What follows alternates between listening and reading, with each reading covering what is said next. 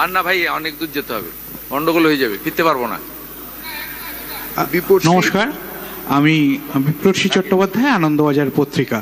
আপনার কাছে দুটো প্রশ্ন। সেটা হচ্ছে, আপনি এইমাত্র বললেন যে আপনার এই যে নতুন সরকার চলছে তার অন্যতম উদ্দেশ্য হচ্ছে প্রান্তিক মানুষের তাদের যে স্বার্থ সেগুলোকে সুরক্ষিত করা।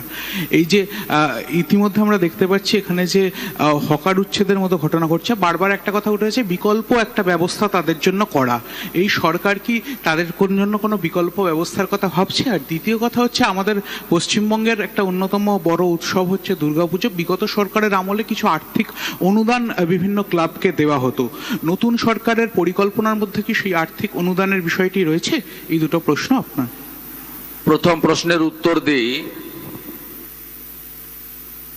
ফুটপাত দিয়ে হাঁটার অধিকার জনগণের রয়েছে। সেই ফুটপাতকে জবরদখল করার অধিকার কারণ নেই। যেখানে সরকারের ভ্যাকেট ল্যান্ড রয়েছে, যেখানে জনগণের প্রয়োজন নেই, সেখানে বৈধ অবৈধ যদি বসে থাকেন, মানবিকভাবে দেখব। কলকাতার বড় বড় চওড়া রাস্তা, জনগণকে হাঁটার জন্য ফুটপাত, এটা কারো হাতে দেওয়ার অধিকার আমাকে কেউ দেয়নি। আমাকে পাবলিক ভোট দিয়ে জিতিয়েছে, বিজেপি এবং এমএলএরা আমাকে মুখ্যমন্ত্রী বানিয়েছে। আমি জনগণের প্রতি দায়বদ্ধ। আপনার জনগণের স্বার্থ যেখানে যুক্ত রয়েছে, সেই স্বার্থ সর্বাধিক অগ্রাধিকার পাবে। মুষ্টিমেয় কোনো ব্যক্তি বা গোষ্ঠী তার স্বার্থ আমার কাছে অগ্রাধিকার পাবে না। আমরা মানবিক। যেখানে অচল মার্কেট রয়েছে, উদ্বৃত্ত জায়গা রয়েছে, প্রাথমিকভাবে আপনারা সরে যান। ইউডিএমএ ডিপার্টমেন্ট আস্তে আস্তে আপনাদের জন্য সরকারি স্কিম নিয়ে আসবে।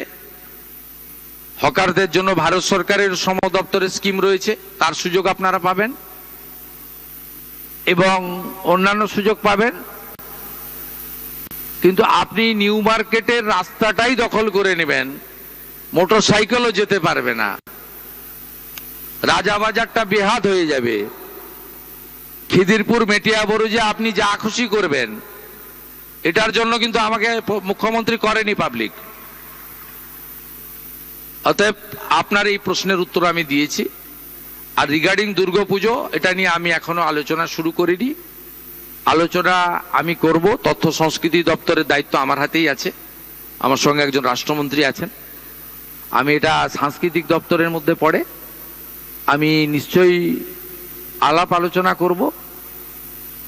আমি একটা কথা শুধু বলবো, ওই সামান্য সরকারি অর্থ যাদের প্রয়োজন নেই, আমার মনে হয় তাদের দেওয়ারও দরকার নেই। আর যারা এই অর্থের জন্য পুজো করতে পারেন না বা পারবেন না, তাদের পাশেই সরকার থাকবে।